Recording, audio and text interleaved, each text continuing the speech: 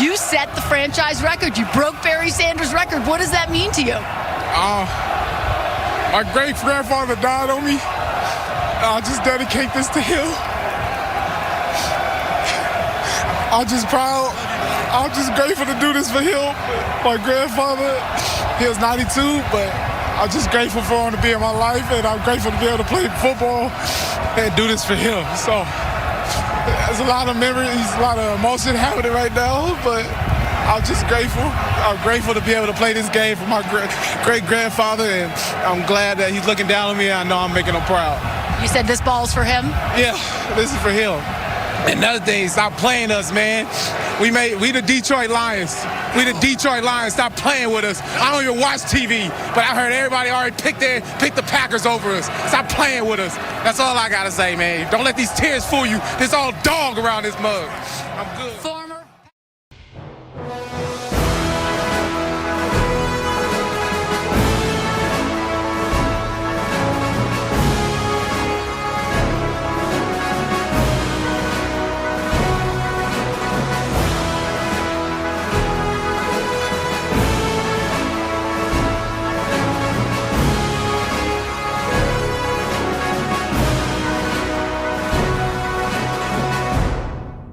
And now for something completely different. I've just listed a bunch of movies. So do you want to name first one off your list? Yeah, I will say my number 10 is Bullet Train. I recently watched Bullet Train at your recommendation for it, and I thought it was great. I had a lot of fun with this movie. We talked about this a little bit last time, but this is technically a Tarantino ripoff, and you can really see it. But that doesn't take away from the film. I think they had just the right amount of originality to the plot and to the story and to the characters that it could be its own thing, but still harken back to Tarantino films or anything of that kind of genre. It feels like a time capsule movie from like that time in the late 90s, early 2000s where everybody was making like Tarantino ripoffs. Right. Except it's a little bit better than all those. It's just interesting enough to keep you. Bullet Train is my number one favorite movie of 2022. Are you serious? I fucking love Bullet Train. Okay. I'm not going to tell you, like, this is my list. I don't know if I can tell you objectively that this is the best movie. It's certainly not the most important movie made in 2022, but I'm going to tell you it's the one I'm probably going to watch the most. This year, it is already the one I've watched the most, and into the future, it's probably going to be the one I return to the most. Okay. I just love all the characters. I love all the quotes. I love Aaron Taylor Johnson and Brian Tyree Henry as Lemon and Tangerine. They need their own spinoff. Yes, although apparently Aaron Taylor Johnson is in talks to become James Bond. I've seen that. Yeah. Which I hope he just does it as Lemon.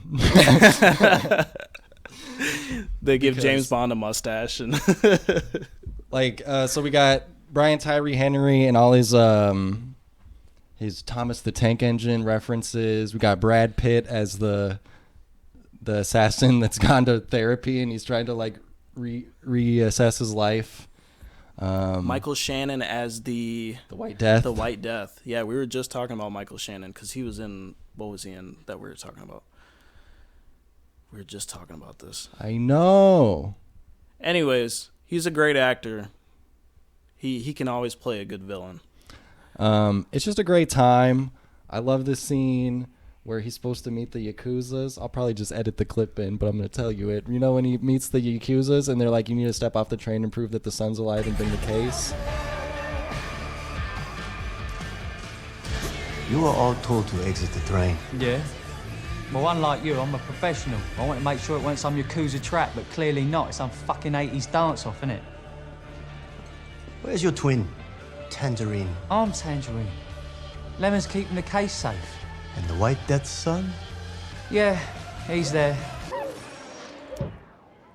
Wave to your fucking fans, princess. He's a fucking happy chappy, ain't he? But I've got to pop on the train, 10 seconds left, so ta-ra. Well, stick to the plan, departing Kyoto. Do us a favour, get the fuck off my back, will ya?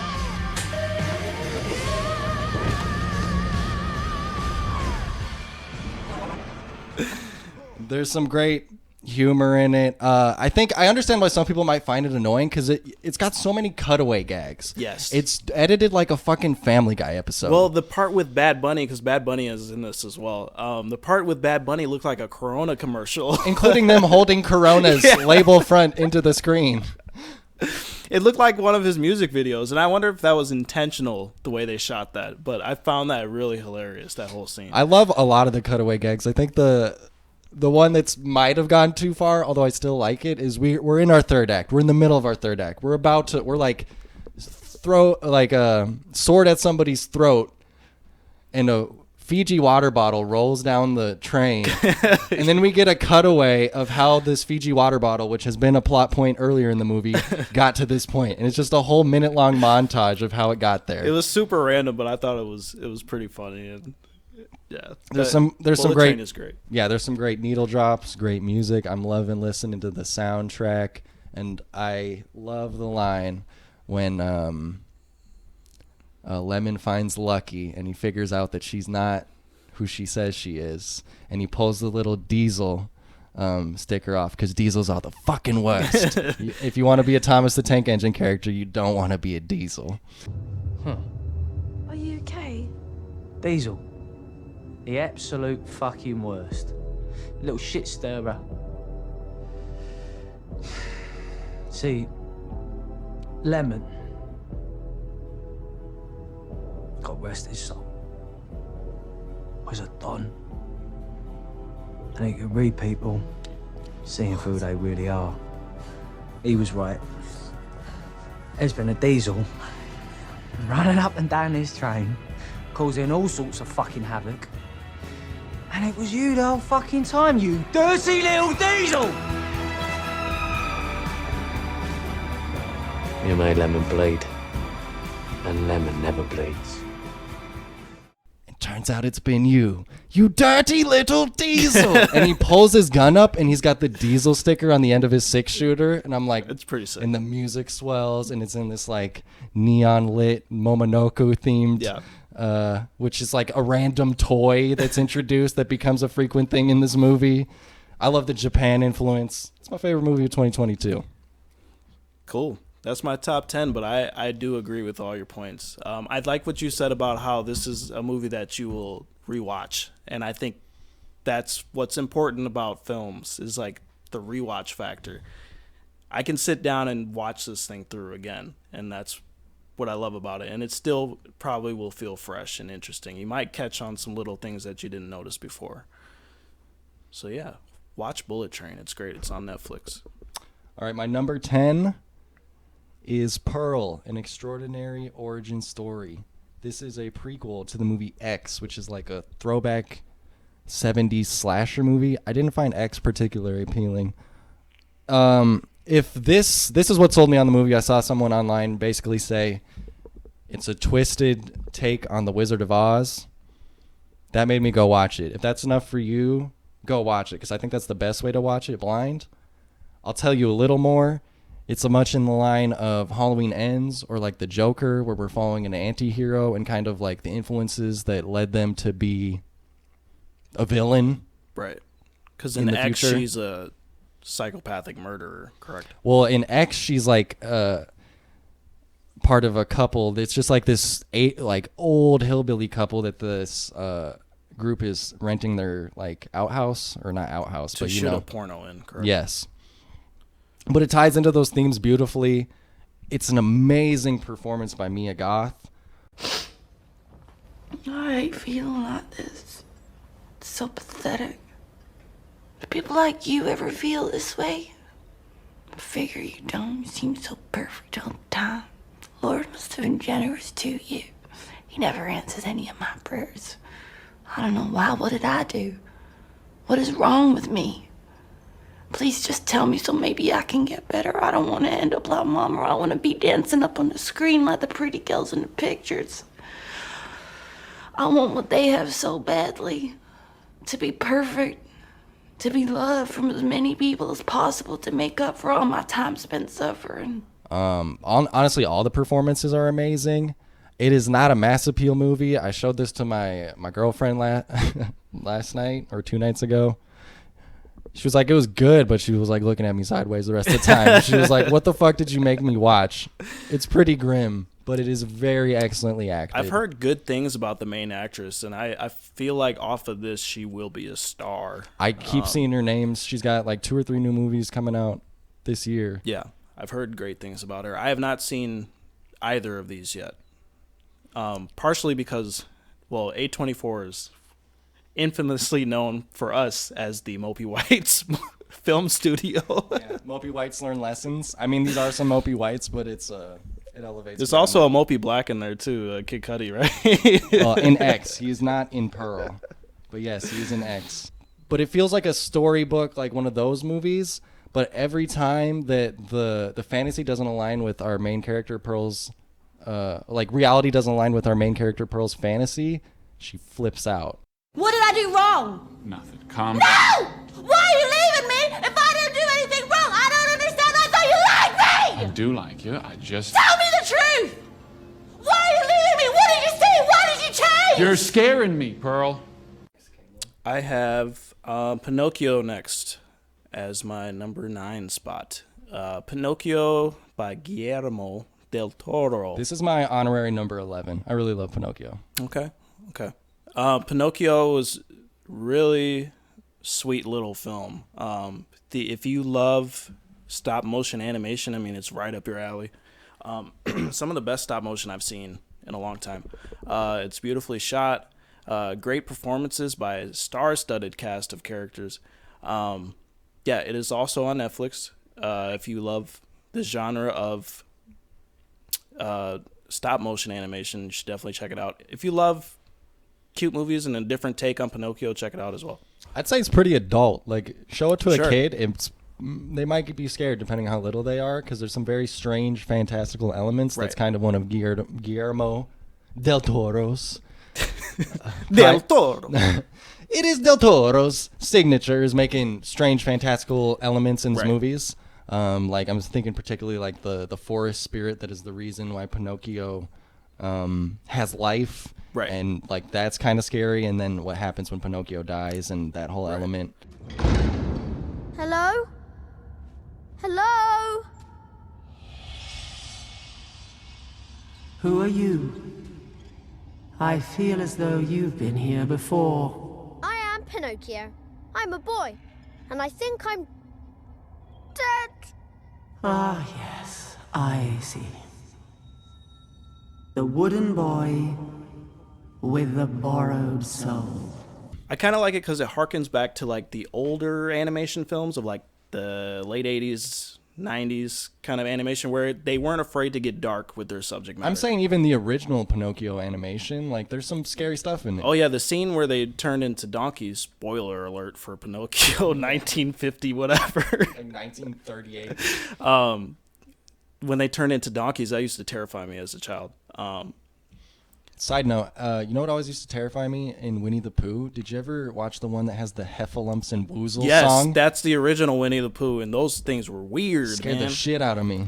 It's but- kind of like that. Yeah, it is. This is the Heffalumps and Woozles movie. But it's funny because if you watch a lot of the older Disney films, they have some disturbing stuff in there. Like, you ever seen Hunchback of Notre Dame? That was some real dark stuff. They had demons and all types of shit going on in that. Yeah. So it harkens back to that. DreamWorks, this is not. This is a little more dark than that. But it's a great movie. Made me laugh, made me cry. It was a great time.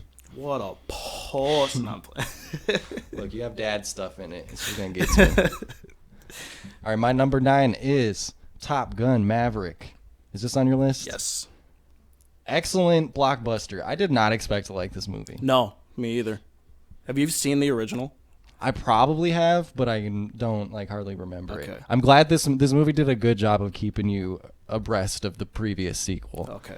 I know we had this on VHS at one point. I never watched it, but I know we had it because my mom loved Tom Cruise. So never watched it though. It's a great. So here's the thing, it is a cliche as hell movie. So our opening. This is maybe my funniest notes. 1 second. So it opens and Tom Cruise rides his motorcycle to the base.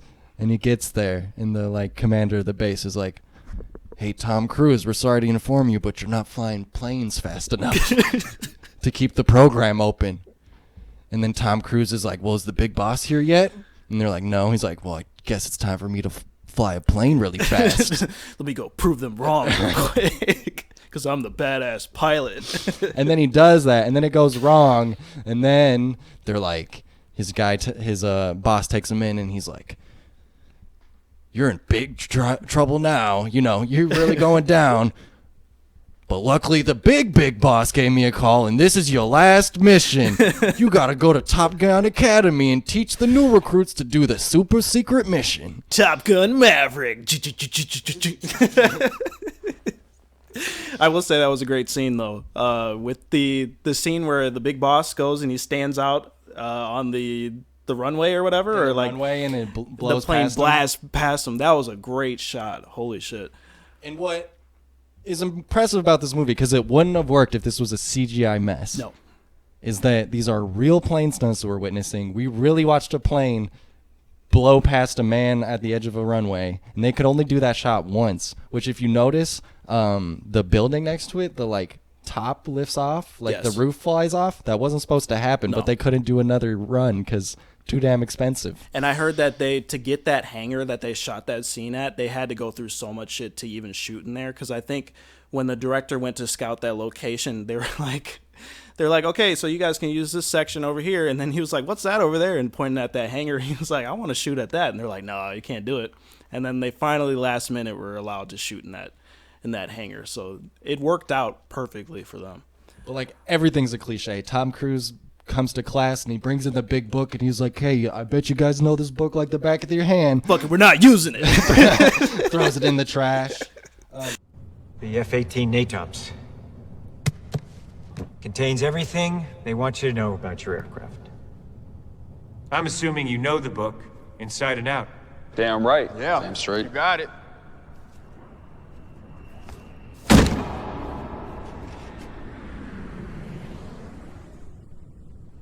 So does your enemy. And we're off. But what the enemy doesn't know is your limits. I intend to find them, test them, push beyond. Today we'll start with what you only think you know. Show me what you're made of. Val Kilmer has the unidentified deadly cough illness. Although I think it was actually well handled because Val Kilmer does indeed have throat cancer. And that was one of the scenes where I was like, these people know what the fuck they're doing. Yeah. That could have been a terrible exploitative scene and a terrible exploitative plot point, but it isn't. It's good. And his face was fucked. Well, I mean, Val Kilmer's just like been frozen in ice since like 1988-9. But it's funny because we talk about all these corny and campy elements to the film, but I think that's why I loved it so much. Well, maybe love is a strong word, but that's why I enjoyed the film so much, because it really reminded me of those Hallmark 90s films. Because with the music, the violins playing, and all, it just... The opening is like the I loved exact it. opening of the original Top Gun. Right.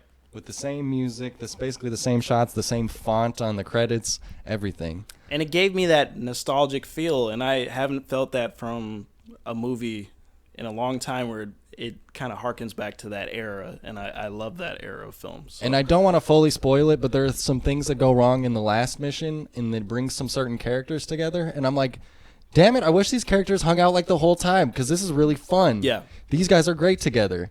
And it brings the emotional core actually comes through. Like, for a long time, I was disaffected about it, but by the end, I was bought in. Top Gun Maverick, hell of a movie. It's really a story about family.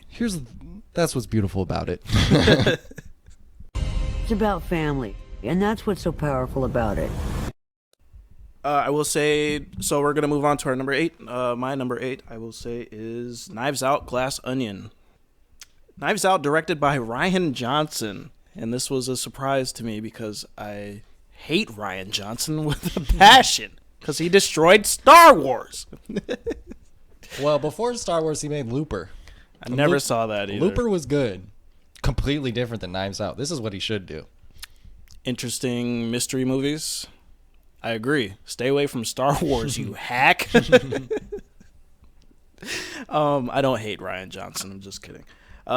Knives Out, Glass Onion is the sequel to the 2020 film. Maybe. Knives Out. Glass Onion was a lot of fun. Also, you really don't need to see the original Knives Out. No, two completely different stories. I have not seen the original, so I went into this with no knowledge of what happened before. It is a great mystery movie. Had a lot of fun with it. Were you surprised when Daniel Craig started talking like Foghorn Leghorn? Yes, I was. I was kind of, because I'm so used to him as James Bond with the British accent. So when he's like, I do declare. He sounded like the Michael Scott. Have you seen the episode of The Office where they do the murder mystery? Yeah. And Michael Scott is, what was his name? It was Caleb Crawdad. And he was trying to solve a murder. He's literally, I wonder if that's where he got the inspiration. Maybe. His name is Benoit Blanc. Okay. And he's like, well, I do declare. I There's do a declare. mystery. Things have gotten interesting. I like the glass onion as a metaphor, an object that seems densely layered, but in reality, the center is in plain sight. Your relationship with these people may seem complex, but look what you've done this weekend is crystal clear. You've taken 7 people, each of whom has a real-life reason to wish you harm, gathered them together on a remote island, and placed the idea of your murder in their heads.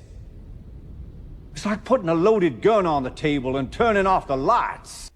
Also starring Dave Bautista. Mm-hmm. Dave Bautista has been in everything recently. He is probably one of the better WWE actors. The Rock is the most successful, but he's made the shittest movies. John Cena and Dave Bautista, leagues ahead. Yeah. It is a story about a bunch of rich people that go to an island to play a murder mystery game with Edward Norton. And Edward Norton is this cynical CEO of some giant corporation. He's basically Elon Musk. Basically, yes. And he has this new form of energy that he wants to implement to all the homes. And so all these people, they're basically like comprised of influencers and different powerful people, actors, whatever. Celebrities. Kristen Hahn is like a senator. Or yeah, House of she's Representatives a senator or something. Then there's the actress lady, and Uh-huh. then there's the Dave Bautista, who is the Instagram, or he's like the streamer. He's basically supposed to be Andrew Tate. Yeah, he's the real macho man, toxic masculine. Yeah, so you have all these really interesting characters, and they come to this island resort kind of place where Edward Norton lives, and they are going to play a game. This is like their weekend retreat with each other. But there's a bunch of weird shit going on with everybody, and everybody's got ulterior motives. And the black lady, what's that actress's name? Janelle Monáe. She is not who she claims to be, and I don't know if we want to get into full spoilers or not. Actually, I'll just say, because this is a mystery movie, I think you should go into this blind, watch it for yourself, and yeah, it's great. It's a lot of fun. There's a lot of fun characters. Daniel Craig is having so much fun being the Southern drawl gentleman. It's really a great time, and it's readily and available for you on Netflix. So yeah, I'd say check it out. And there's also, like, background to all that, there's a lot of social commentary along with your murder mystery up front. Because you can't just make a movie, right? Yeah.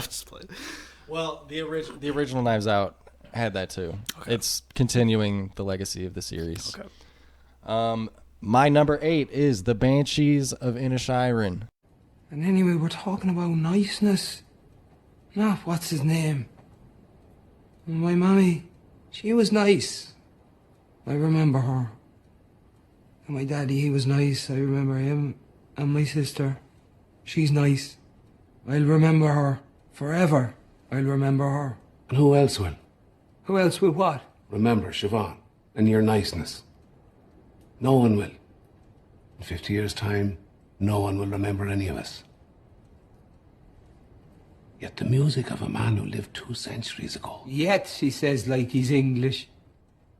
Come on, Boric. I don't give a feck about Mozart or Beethoven or any of them funny name feckers. I'm Pádraig Sullivan. And I'm nice. This is the newest Martin McDonagh movie. Talked about it, I believe, 2 episodes, so I'll keep this short. Great performances. Beautiful, man, the vistas. It is on So many vistas. It is on a tiny Irish island that's really beautiful. You got Brendan Gleeson, Colin Farrell, who's had a hell of a year. It's a beautiful story about just 2 Irishmen who just have a falling out in their friendship. It's backgrounded by the Irish Civil War, and it's actually a really funny movie. It does have some heavier elements, but it's a good time, and it's available on HBO Max. Check it out. Will do. Still haven't watched it. That's okay. You might like The Menu better. And I did see that was on there too, so I have some watching to do. You did a lot more. Yeah, I think you had more free time. I had like a week and a half off. So, so my number 7 is Nope, created by the master of horror. I'm so confused at what's going to be at the top of your list. I guess I have a couple guesses, but yeah, Nope is my number 2. Okay. Wow, that's really high up. Okay, number 7 for me was Nope. Created by, again, the master of horror himself, Jordan Peele. He's created 3 movies, and he's already He's a legend! He's a legend, man! He's beyond any horror director the world has ever seen! He used to do comedy! You ever see Key and Peele? Hey, remember? Aaron. Principal Oshak Hennessy. Nope is a great movie. I loved it a lot. This is one of the ones we actually did a full episode on this. So if you want to learn more about our thoughts and opinions on Nope, go check out that episode. I'll keep it short, but Nope was great sci-fi. A really interesting and different take on the UFO subgenre, and I had a lot of fun with this movie. Again, we saw this in theaters, so we had the full cinematic experience. Hello! How y'all doing? Sorry for the tardiness. My name is Emerald, that's OJ, and we are your animal wranglers today with Haywood Hollywood horses. Now, did you know that the very first assembly of photographs in sequential order to create a motion picture was a 2-second clip of a black man on a horse? Yes, it was. Yes, it was. Look it up. Now, I know you guys know Edward Muybridge, the grandfather of motion pictures, who took the pictures that created that clip. But does anybody know the name of the black jockey that rode the horse? No. Nope. I mean, the very first stuntman, animal wrangler, and movie star all rolled into one, and there is literally no record of them. That man was a Bahamian jockey that went by the name of Alistair E. Haywood, and he is my great-great-grandfather. Great. There's another great-grandfather. That's why back at the Haywood Ranch, as the only black-owned horse trainers in Hollywood, we like to say since the moment pictures could move, we had skin in the game. Great film. Keke Palmer, other guy. Daniel Kaluuya. He's fat and he's great in this. Yeah. No, he's amazing in it. It's one of those performances where, because it's not big and grand, I don't think people give it its credit, but I really love the way he really does transform into like farmhand boy and not, it doesn't have to be a big performance. It's very staid. He's really stoic and he's quiet. He's great. Glenn from The Walking Dead makes an appearance. He was great in it too, even though he had a small minor role. He was good. I'm glad to see he's getting more work. I mean, he's really like third or fourth billing when you think about it, because there's not a lot of characters in this movie. I watched it again when it was on streaming. I think it's better the second time. I appreciate the twist on the UFO that they did more the second time, and the themes really, like, it couldn't have been any other way. It's what helps bring all the themes of the movie together. They become more clear when you watch it a second time. Yeah, I watched this the second time with my girlfriend. She thought this was the weakest out of the Jordan Peele movies, and I agree. It's obviously a different take on horror. I wouldn't even consider it really horror. It reminds me of more of Close Encounters of the Third Kind or Signs. I mean, you're dealing with aliens, so... I think there's another Spielberg movie that you can compare it very closely to, but I don't want to spoil. Super 8? Or Super 8's not Spielberg, is No, it? that is J.J. Abrams pretending to be Steven Spielberg. E.T.? No. Jaws. Okay. Jaws, but in the sky. Okay. Yes.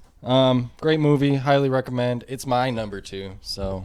Dang, we're not in sync today, man. No. I mean, I think if it's on the list, it's on the list. It doesn't super matter where it's ranked, but it spoke to me, just like Bullet Train speaks to me with its mix of comedy and violence. Nope, I love UFO stuff, so that hits me right in my personal interests. And there's a lot of social commentary going on, but it's very hard to pinpoint, especially compared to Get Out and Us. And that's why I think it warrants a second viewing. Yeah, its themes are not as apparent as Get Out or Us at first. And I would place this second in the Jordan Peele discography. I'd put Us on the bottom. Okay. And Get Out on top. But they're all great movies. Yeah, I mean, it's his third movie and he hasn't dropped a bad one yet. A stinker, but if he's like, I think one person that we might be able to compare him a lot to is M. Night Shyamalan, which means there's going to be a steep dive off the cliff. Let's hope not. If he's M. Night. Yeah. Because what was the one M. Night movie that was good? No, so there was Sixth Sense, and then we had Unbreakable, Signs, and then off the cliff. But the one movie he did, the sequel to, was it Split? There was Split and Glass. In recent, there's Split was pretty decent. There's been kind of an M. Night revival at late, but the middle movies, Lady in the Water, The Village, all that shit is dog shit. Yeah. Didn't he do Mama? No, Mama was someone else. That's Guillermo. Yeah, executive produced, but it was directed by someone different. Okay. So yeah, that was my number 7. All right, so my number 7 is Germany's entry into the Academy Award discussion, All Quiet on the Western Front. All right. Is that on yours? No, but I totally forgot about it, and I think I will add it because I took Hellraiser off of my top 10. So I think I'll add it in there, and I'll agree with you on this. All Quiet on the Western Front. It's a brutal watch. It's not a good time. No. It's So there's a review about the very original. So this is a remake. There's a All Quiet on the Western Front that I believe came out in the 50s, and a review. A famous quote about it was, the best thing that the Film Academy could do with this movie is to ship it out to every nation and have it shown so there will be an end to all wars. I feel the same way about the new one. Yeah. I mean, shit, that didn't work. Probably won't stop war from happening, but... Russia. North Korea! No, America's also warmongering. It is made from a German perspective, which is different than, I believe, the original. But it really doesn't matter. The point of it is war is hell, war is gruesome, war is awful. It's right there alongside like Apocalypse Now, Saving Private Ryan, those elite top tier war films, and the I mean, you know what you're signing up for if I'm making those comparisons, but it is amazing. It's super pretty to look at, even though it's the brutality of war and everything is apocalyptic and hellish, but there is a beauty to it, and the performances are great. So this is all in German, so English subtitles, and it just added to the atmosphere and the realism of it, where it's like this guy, he goes into this war thinking he's going to be Rambo, he's going to be this badass fighting for his country. Turns out war is nothing like the movies. War is nothing like he thought it was going to be. He lost all of his friends. It's just so real and so brutal, and it just really puts war into perspective for you of how barbaric it is and how primitive it is when it comes to trying to resolve an issue. Yeah. You know, just line up millions of men and have them shoot at each other. Right. I don't want to fully spoil it, but in the third act, there's kind of a false end, and there's a character that makes in a leadership position that makes a decision. Yes. That has bad consequences on our main character, and that part is what really like fucking grinds you down. Like you make through all that, and He's then you he's get to finally there. going home, but then nope, you guys got to fight for another 10 minutes.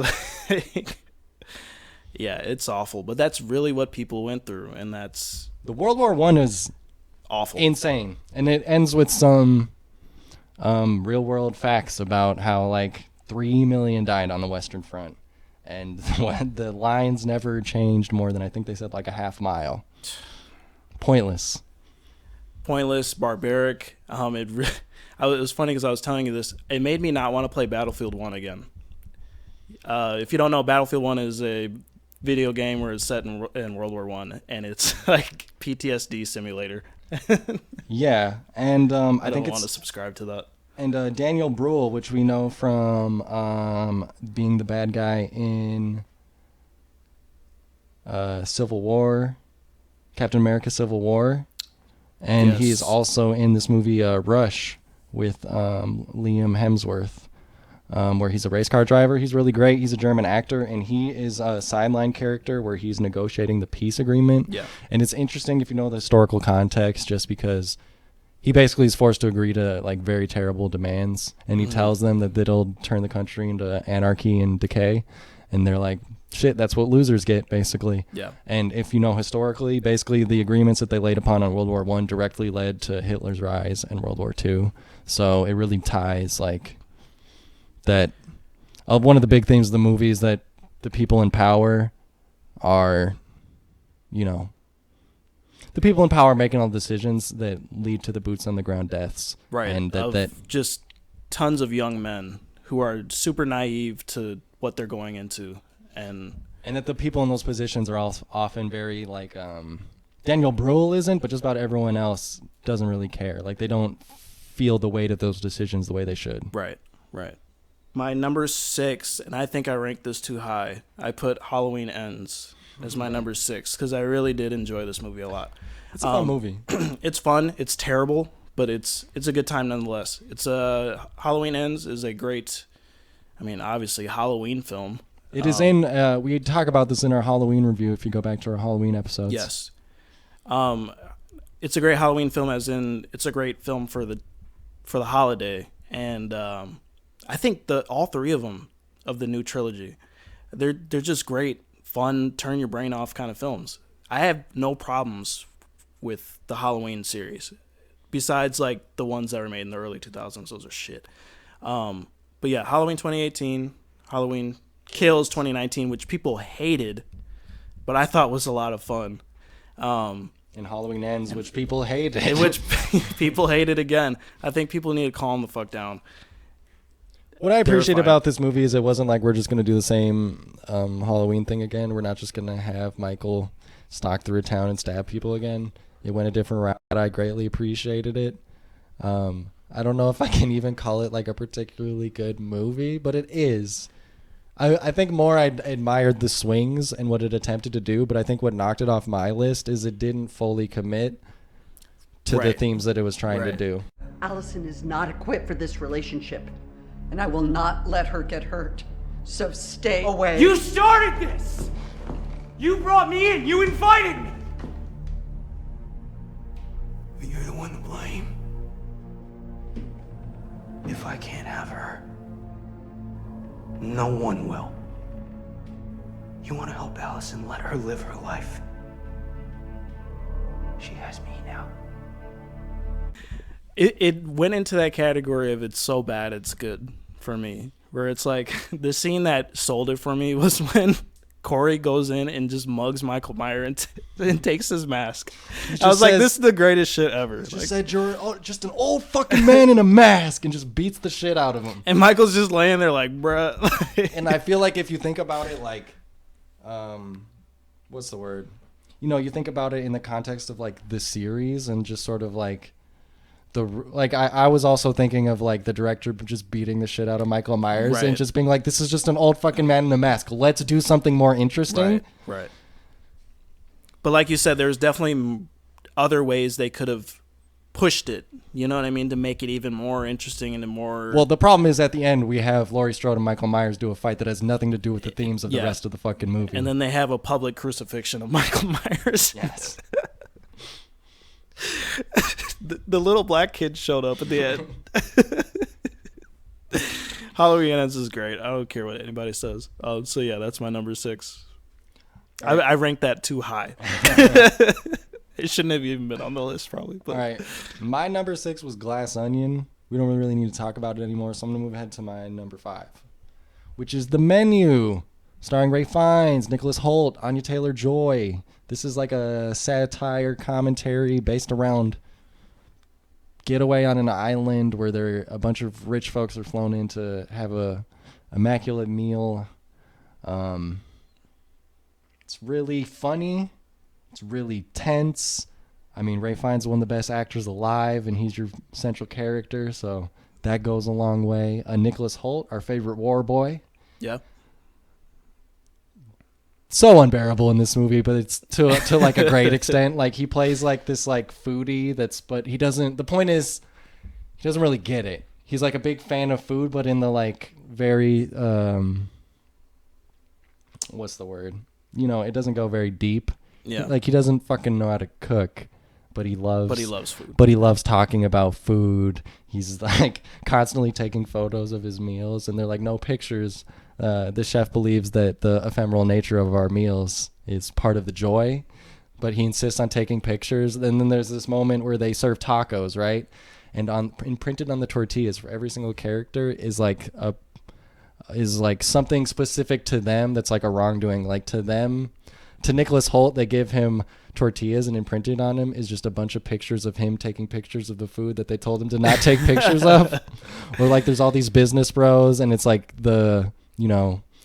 it's the numbers that show that they've been making shady dealings within the company. Right. There's this like old couple, and it's like it reveals the man is cheating on his wife, and it shows him at dinner with another woman, and it's all imprinted on a fucking tortilla. Interesting. And then the businessman calls like this main she's kind of the maitre d' of the evening, like the main server. He calls her over, and he's like, "What's this?"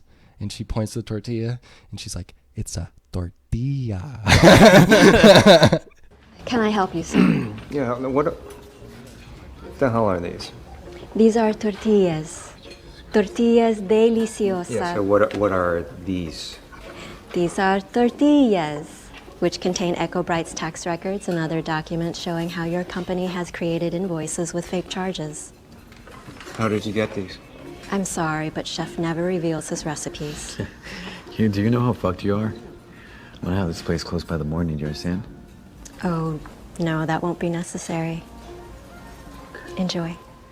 And he's like, "No, really, like, what the fuck is this?" Or like, they serve it's like a bread tasting dinner tray, and every time there's a new course, it does like the food shots that you would see on like Food Network, where it's like a black background and it's immaculately dressed, and it's like rotating, and it shows all the ingredients, and they play with that as it goes on, and things get more twisted. But they do bread tasting plate with no bread, so he just serves them a thing of sauces, and one of the business bros waves the lady over, and he's like, I get it, like, I get the concept, this is all very funny, but like, could we get some bread, because we actually would like some bread. Right.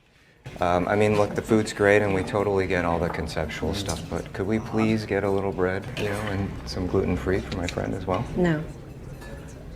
No. No. Well, yeah, okay. This is all very clever, and I didn't want to pull this card, but you know who we are, right? Yes. You do? You know who we are? I know who you are. Mm-hmm. You know we work with Doug Varick, right? No, you work for Mr. Varick.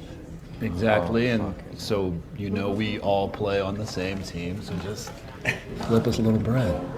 Please. We won't tell a soul, lady. Yeah, I promise, okay? No. Did you say no? I said no, yes. Okay. Wow. Okay. That'll be all, though. Thanks. May I?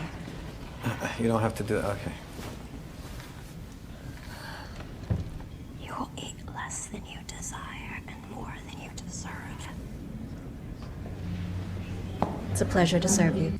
And that's when you know that things are really starting to twist. Right.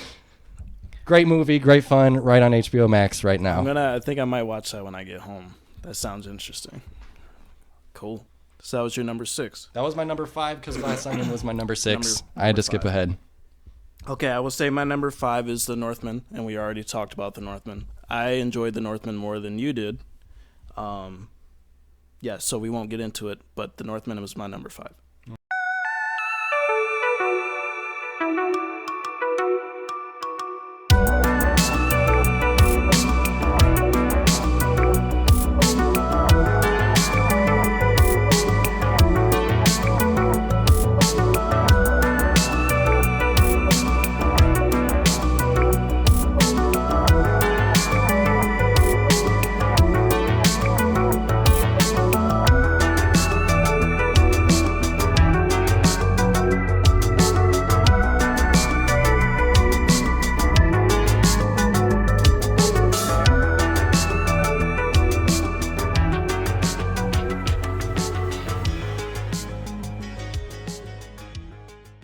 Telling me, always in the barbershop, Chief Keef ain't about this, Chief ain't about that. My boy at BD on the fucking Lamron and them. They say that nigga don't be putting in no work. Shut the fuck up. Y'all ain't no shit. And all y'all fuckers talking about Chief Keef ain't no hitter, Chief Keef ain't this, Chief Keef a fake. Shut the fuck up. Y'all don't live with that nigga. Y'all know that nigga got caught with a ratchet shooting at the police and shit. Nigga been on probation since fucking I don't know when. Motherfucker, stop fucking playing him like that. Them niggas all savages out there. If I catch another motherfucker talking sweet about Chief Keef, I'm fucking beating their ass. And so I'm not playing no more.